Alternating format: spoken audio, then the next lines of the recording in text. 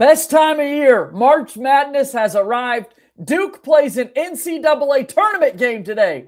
Woo! Hi, everybody. Dick Vitale. Hey, make sure you listen, man, to Locked On Blue Devils with J.J. Jackson. He's awesome, baby.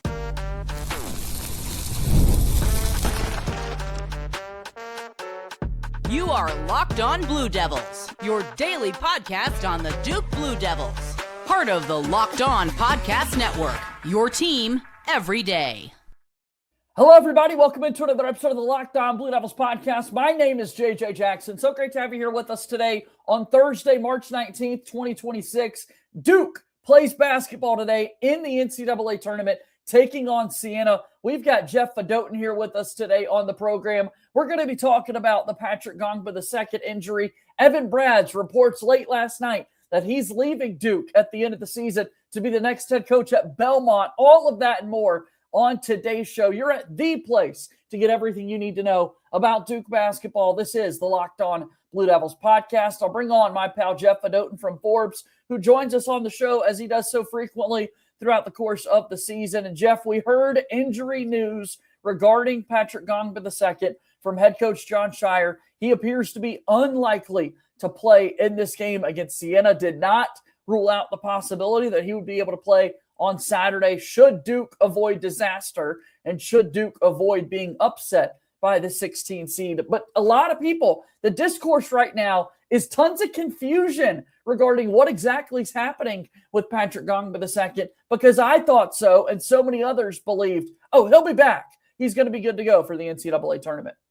I know, a little bit of a bummer, but hey, JJ, I'm still pumped to be on your show. I'm still super pumped for March Madness to start. I mean, This is probably my favorite 2 days of sports. I cover a lot of NFL, so the divisional playoff rounds is up there, but for my money, it doesn't get better than the first 2 days of March Madness, nonstop basketball. I love it. But yeah. We'll bring it down to the Duke and the Big Pat injury for sure. Yeah, I mean, look, 16 games today. Duke is one of them against Siena, 16 more tomorrow. So we are going to be overloaded with tons of basketball to keep up with and knowing the results of each and every one of these games. But for Duke specifically, against the Siena squad that we talked about throughout the week, a 16 seed coached by Jerry McNamara. I mean, this is going to be a fun game to get into. But looking at the optics of it all, Patrick Ngongba II went through warmups against North Carolina, and then was held out of the game. And then we have the boot that's added. Then a knee rover comes into question, as Connor O'Neill educated me on yesterday's show that it's called a knee rover as opposed to the scooter that so many people want to throw out. And now it appears that he's unlikely to play here against Siena. Yeah, your guests have been great about analyzing this because there is a lot of mystery. There is a lot of confusion. It's not like Caleb Foster where we saw it happen in real time, that injury. We just Big Pat seemed fine, and then all of a sudden he wasn't. This game time decision. You know, JJ, it makes me wonder that in high school he had some lower leg kind of ankle foot issues, and I'm wondering if that he missed like almost a year of high school. Some people thought he might not even play very much as a freshman because of that, and I wonder because of that he's having flare-ups related to that, or that Duke is being overly cautious because he has that history. Again, I haven't talked to sources or anything. I'm just remembering I covered him a little bit. Yeah, that's a good thought. I hadn't put that into – yeah, I like that, Jeff, that maybe this is, I've seen other people talk about, hey, possibly this could have been something that wasn't necessarily fully diagnosed a few weeks ago, and now it's coming back in. But you're right, there is a little bit of a history from him going back to his high school days and coming into college. Exactly. So that's my theory. Again, it's not like I have a source who has said that. I've just been wondering, like everybody else, what the deal is. And I remember that, having just covered something like the Jordan Brand Classics and stuff. And I remember how he was recovering from those injuries. So that's my theory. I'm still cautiously optimistic. We know we're not going to need him against Siena. My hope, though, was that, it is going to be an adjustment. They've now done a good job. It took them a couple games in the ACC tournament. Certainly, we saw the issues against Florida State in the first round. You were there in person, JJ, to check it out. What we saw was a little bit of an adjustment to work without him. It's going to be, although they've had him all season, it's going to be a little bit of adjustment to bring him back into the fold. Maybe he's coming off the bench. So I would have loved if they could have had him in the opening round to just get that adjustment. Even if they get him against the winner of TCU Ohio State. You would have liked that game to just knock the rust off a little bit, but hopefully we get him in the second round. Kevin Connolly does such a great job on your pod. I liked his idea that if you get him Saturday, then you have just one game. You can play him 20 minutes, and then you have a whole week to rest him again before it gets, assuming that Duke advances to face the even tougher competition that would lie ahead. Yeah, next week in Washington would certainly be a load for Duke to get through if they want to go back to the Final Four like they were a season ago. But got to get through this weekend first and foremost. And a Siena team that, like we said, they're champions of their league. They're coached by Jerry McNamara, who a lot of people think could be possibly the next head coach of Syracuse and him returning to his alma mater. We'll talk at the end of the show about a coach returning to be the head coach at his alma mater. A little teaser for the Evan Brads of it all still to come. But you look at this front court for Siena and the mismatches that Duke would have in some respects, size-wise, given the skill set of Big Pat. The markets in Vegas didn't sway much at all after the news here, as obviously we've got really good partnership with our friends over at FanDuel. Duke moved from a 28.5-point favorite down to 27.5. So just 1 point has been swung since this news has broke. And, I think that you should feel good, Duke fans, about the chances. Never say never. This is March Madness. You got to go out and play the ball game. But I find it all fascinating that when it felt like we were going to get Big Pat back, to hear the word unlikely from Jon Scheyer, to see another knee rover being utilized at the open practice yesterday in Greenville, I'm scratching my head. Everybody is. What's going on with Mr. Ngongba? Yeah, especially because reading the tea leaves, what Coach Scheyer was saying during the ACC tournament, it all sounded kind of optimistic that he's making good progress. So I think we all just kind of assumed he'd be ready to go straight from the tournament, straight from the get-go in the very first game in the tournament. So yeah, it's a little bit of disappointment if Coach Scheyer had been maybe like, well, still wait and see, but that little dose of optimism we all kind of embraced, and now we're all kind of flummoxed here. But like you said, that even with the line didn't move much against Siena, and this would be a great game to have them, obviously, because when you're facing that lower competition, what really works is they don't have the bigs. Even when they have, and Siena has some ties, but they're not the kind of athletes that Duke has. That's really the big, sometimes the lower seeds can get hot from three, but they very rarely have the bigs that can match the higher, the power conference teams, and certainly a team like Duke with the depth and the skill set that they have with their big men.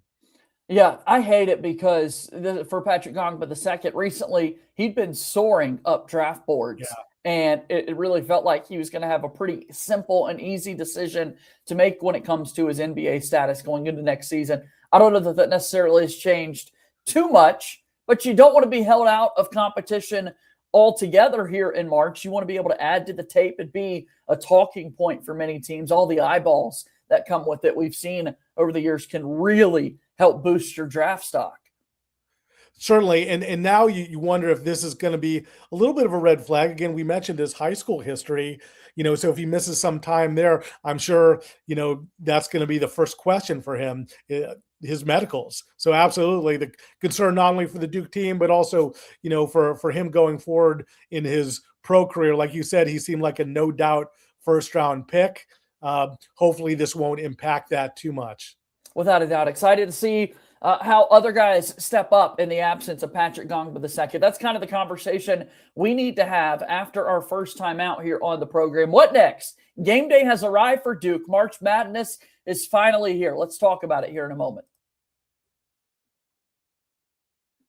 Locked On Blue Devils here today is brought to you by our friends over at TurboTax. It's tax time, but for a lot of us, the old way of doing taxes is a lot. Trying to book an appointment, that's not the most convenient. Sitting in a waiting room with a stack of papers, emailing back and forth, and wondering if they really get your situation. But this year, you're getting a major upgrade. Intuit TurboTax now has in-person locations nationwide. You can meet face-to-face with a real tax expert, and your documents get uploaded straight to your TurboTax app on the spot. And just like that, you're done. Your TurboTax expert works to get you every dollar you deserve while you get real-time notifications as you go on about your day. It's the relief of walking in and meeting a real person and walking out knowing your taxes are being handled right.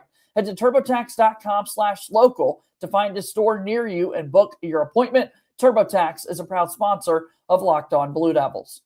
Let's also tell you about our friends at Game Time. The biggest stretch of college basketball season is here. Buzzer beaters, bracket busters, those unforgettable moments that everyone's talking about the next day. Being there live for something like that, that's bucket list stuff. The hard part is always actually getting tickets. Long waiting queues, prices jumping around, and surprise fees at checkout. The Game Time app gives fans the advantage back with constant innovation. It's how you unlock amazing tickets and experiences in just a few taps. Incredibly simple to use. The Game Time guarantee means 100% legitimate tickets delivered to you on time at the best price. The best part, fees are included in the price you see. What you see is what you pay, period. Take the guesswork out of buying college basketball tickets with Game Time. Download the Game Time app, create an account, and use code LOCKEDON for $20 off your first purchase. Terms apply. Again, create an account and redeem code LOCKEDON, LOCKEDON, for $20 off. Download the Game Time app today. Last minute tickets, lowest price guaranteed. And I got to tell you also about our Everydayer Club. Join the Everydayer Club now, today, this morning, with code MARCH to get your first month free. If you sign up before the NCAA Tournament games tip off today, you can compete against me in our men's and women's bracket pools on Discord. The winner in each will get $100 in Locked On merch. The rest of us are able to commiserate in the members-only chats as our brackets blow up. And as a member of the club, you get an ad-free version of the show. Again, it's all for free this month with code MARCH at LockedOnBlueDevils.supercast.com. Consider joining our Everydayer Club, proudly part of the Locked On Podcast Network. I've got Jeff Fedotin hanging out with me. He's from Forbes. We're talking about Duke basketball, preparing for Siena. The Siena Saints, the opponent here today for the Blue Devils. 23-11, the overall record. Unlikely that Patrick Ngongba II plays today for Duke. What we do know, though, you've got the ACC Player of the Year and Freshman of the Year in Cameron Boozer. You've got the Defensive Player of the Year and Sixth Man of the Year in Maliq Brown, fan favorite Isaiah Evans, Caden Boozer coming into form. I mean, so many different options playing well for Duke, even if, Jeff, they only have 7 guys ready to go in this game. Yeah, Maliq Brown's going to get the start, and that's an interesting angle too. You know, he used to play at Syracuse where you mentioned Coach Mack is a legend there, was an assistant there when Maliq Brown actually, they were talking about how Coach Scheyer phoned him several times when he was pursuing Maliq Brown in the transfer portal. And finally, Coach McNamara was like, "Stop calling me. He's great. You're going to love him. Just enough Trust of this. me, take this guy. Trust me, take this guy." So that's a cool angle to watch right there. You know, when you have a team like this, you know, that we haven't obviously seen a lot of, don't know quite as much when you're in the MAC conference, but so the coaching angle is really a fun one when you have you know, an all-time March Madness legend like Coach McNamara with Siena. So that's going to be very cool to see how, you know, if they're struggling shooting, you know, maybe he gets off the bench there. You don't know in this day and age with eligibility going, you know, if you can bring Bediako back from Alabama, why not? Let's hope not. Let's hope not, JJ. If that's the case, we're putting Scheyer in as well. Yeah. I mean, we'll have a great shooter as well. We'll have another national championship champion on our side in the head coach. I love that. So when we look at it, though, as we mentioned yesterday, kind of previewing the Siena team, Connor O'Neill so wisely pointed out that in all of college basketball, they're at the bottom in terms of pace. You know what I'm saying? In terms of how quickly they get up the floor and possessions at which they want to play. In that regard, they're towards the very, very bottom in the entire NCAA tournament field. Absolutely. Great point by Connor. And, you know, Duke has been throughout the season holding a lot of teams well under their average scoring total. A lot of their teams, that was the lowest total that they have scored all season was against Duke. So that's obviously something we can expect is a very low scoring game with Siena, that they're, you know, this kind of plays right into Duke's hands, you know, that Duke likes to grind teams down, make them that, the Duke defense has been so good this year, but it's not that they're blocking a lot of shots or forcing a lot of turnovers. They'll grind you down with that possession. Yeah. Organized chaos. They make you feel so uncomfortable. Absolutely. So it kind of feeds into what Duke does best. And again, so I think we're going to see a very low scoring output from Siena in this game. Yeah, I'm excited to see this team work together defensively, create run-out opportunities, see what Dame Sarr and Nick Kamenya are able to do. But I want to go back to the Boozer twins, who have been around the program throughout their life. Their dad obviously won the 2001 title. Carlos has become such a fixture for every broadcast. I know he's going to be there in Greenville, and excited to see him get a chance to celebrate his sons as they finally reached the NCAA tournament. Left high expectations for the Boozer twins now as they get set to start their March Madness journey. Absolutely. It's going to be so fun to see how they do. I'm just so excited by Caden's performance in the last 2 games. And I'm feeling like, JJ, I'm concerned about Big Pat, because I think as Duke goes, the further they go in the tournament, he brings a special dimension. What I think the strength of their team was that interior. Few teams can match up to that much size and skill that they had in the post. I'm feeling more and more comfortable about the point guard position. They're going to miss Caleb Foster, his ruggedness, his rebounding, his shooting from the perimeter, which really picked up around 40% by late in the season after some early struggles.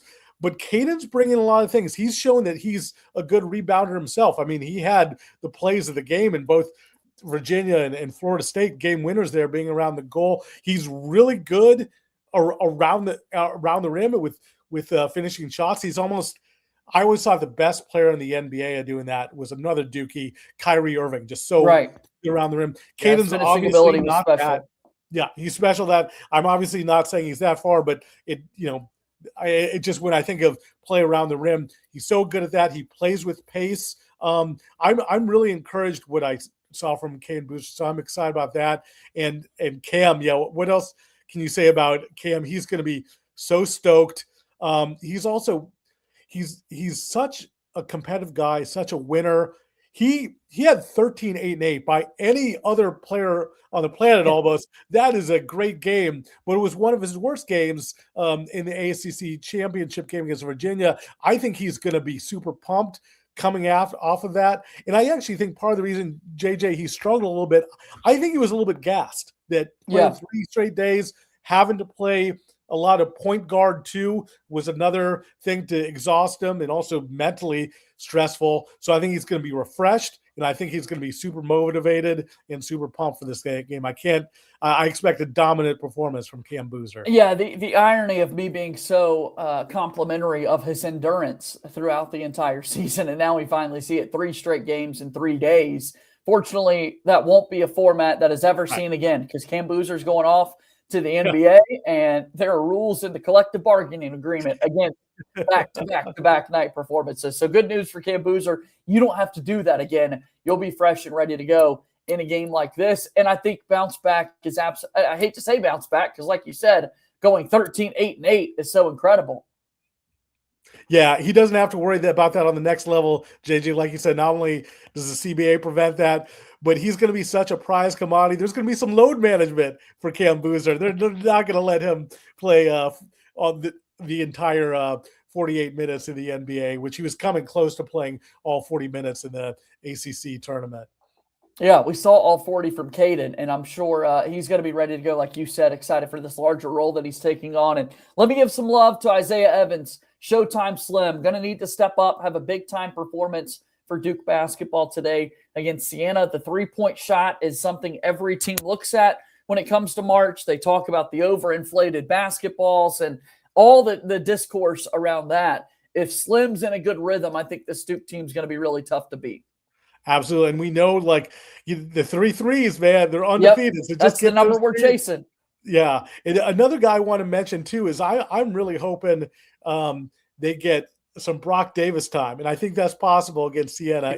It's really cool. We love to see all the walk-ons, but Brock Davis being the son of Brian Davis, a true great for on that back-to-back national championship team. He was just such a tough dude. Like when I first saw him on the bench, when they activated him because of all the injuries, I'm like, who is this guy? And then when I was looking him up, so cool to have Brian Davis's sons. I hope he gets a little bit of run at the end of the Siena game. Yeah, and now, that Duke's had a little bit more time to prepare for this.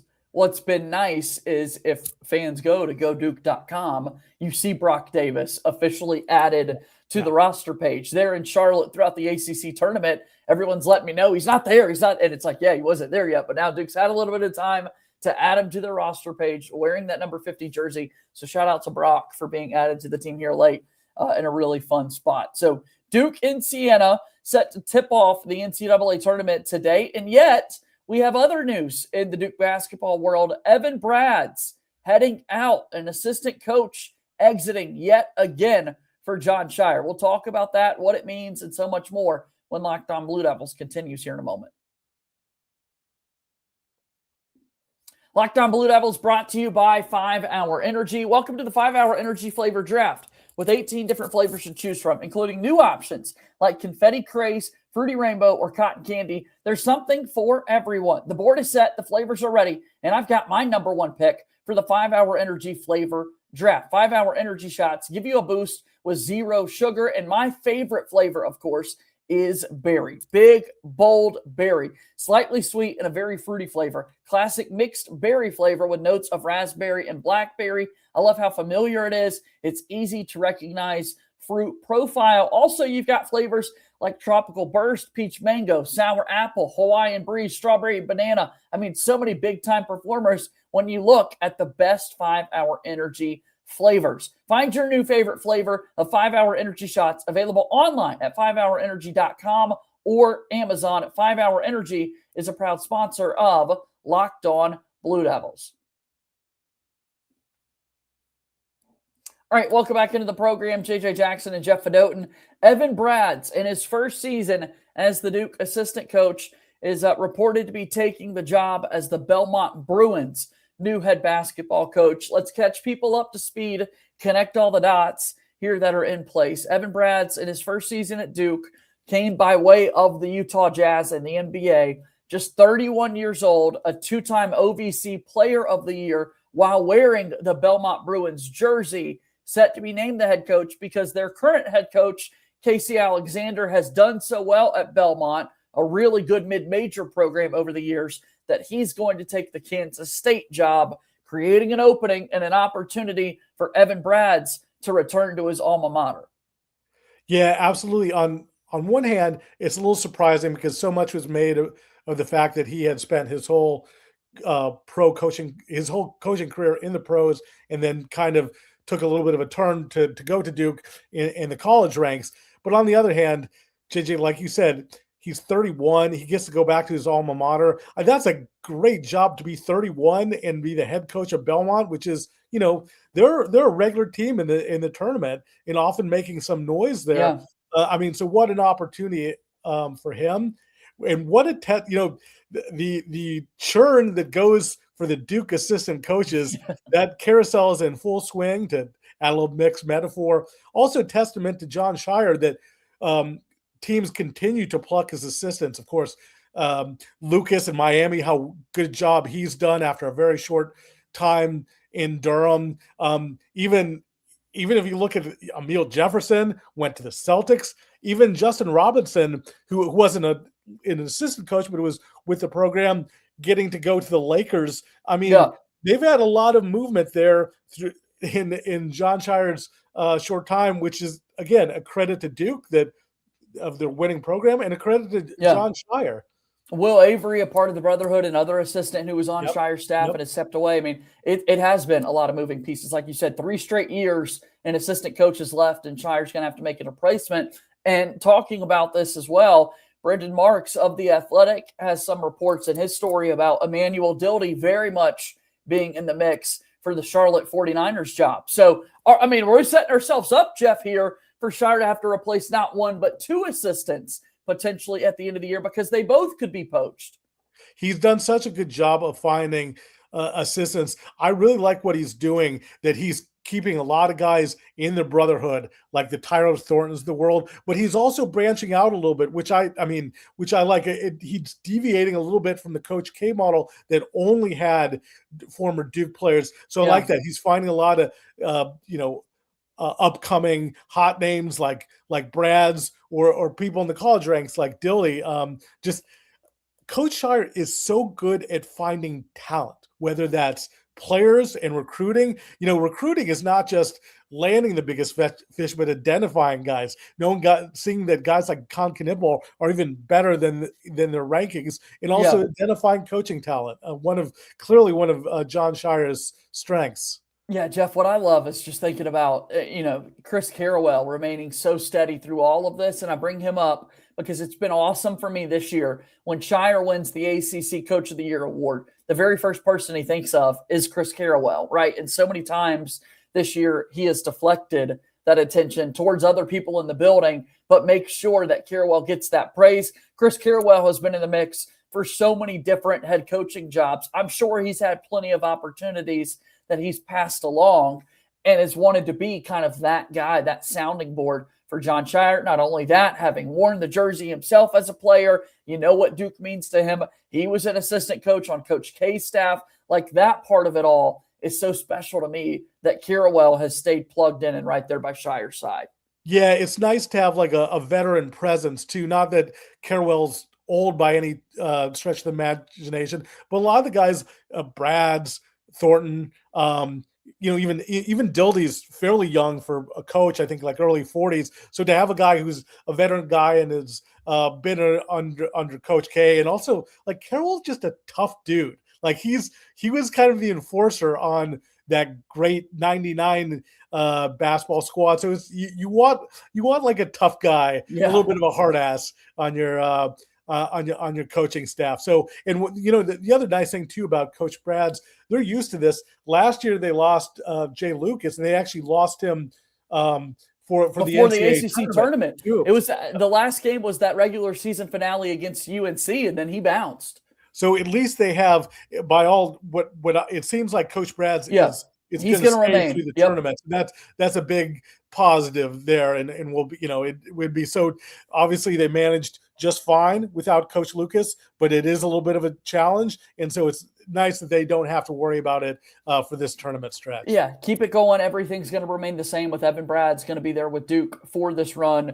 Again, I think the weight of a job, no disrespect to Belmont and what they're doing, but it's not at the Power 4 level. And then beyond that, or high major level, I should say, beyond that, you've got the NCAA portal, transfer portal was pushed back as it was last year. Jay Lucas needed to go a little bit sooner. Now it doesn't open until after the national championship. That just made sense all along. I don't know why it took us so long to figure those things out, but that's a topic for another day. We've talked about that a little bit before, Jeff. Bottom line, we've got Duke basketball back today. They're going to be taking on Siena. It's a great time of year. We'll see the winner of TCU and Ohio State if Duke is able to get past Siena. If that game, Jeff, wants to go into triple or quadruple overtime, kind of wear down the legs a little bit of Ohio State and TCU before they take on the winner. We're all for it. Yeah. We're all for it. So, Jeff, go ahead and let us know a little bit about all your work and how people can best support you and follow along. Yeah, thank you for letting me be on the show and giving me this platform, JJ. I write for Forbes.com. You can check out all my stories there and Google Jeff Fedotin, Fedotin. Just finished doing a lot of free agent stories in NFL, but I'm starting to get back into March Madness. I should have a story or two. Cameron and Caden Boozer have been such a presence in ads. You're going to see them all over the place. I should have a story about that coming out, and I'll be at the Final Four. Hopefully Duke will be there too, but I should have some college basketball content from there to check out as well. That's awesome to hear. Jeff, it's good to see you, man. I'll talk to you again soon, okay? Thanks, JJ. All right, that's Jeff Fedotin joining us here on today's episode of Locked On Blue Devils, and that's going to bring our show today to a close. Guys, thank you so much for your support here on Locked On Blue Devils. If you wouldn't mind, go ahead and follow us for free wherever it is that you get your podcasts. You can also watch our show each and every day on YouTube. Subscribe to our YouTube channel, like this video, share it with your friends, continue to get the word out there about everything going on with Locked On Blue Devils. We're on X at LO_Blue Devils. I'm there as well at _JJ_Jackson_. Follow me over there. Let's interact. Let's enjoy some Duke basketball today, taking on Siena. As always, go Duke. I'll talk to you tomorrow. My name is JJ Jackson. Thank you and good day.